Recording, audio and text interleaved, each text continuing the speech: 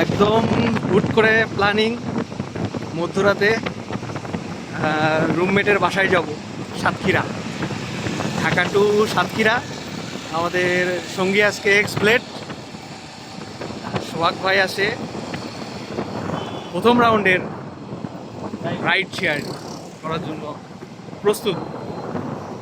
শেষের দিকে আমার ভাগে আসবে হয়তো, তবে জানা নাই কি আসে কপালে। আশা করছি খুব ভালো একটা ট্যুর হবে আমাদের। খুব শর্ট ট্যুরে আমরা যাচ্ছি। আমরা 2 দিনের ট্যুরের প্ল্যান। আজকে বৃহস্পতিবার রাত, আমরা আজকে বের হব। আশা আছে 3:30-4টার মধ্যে পৌঁছে যাব।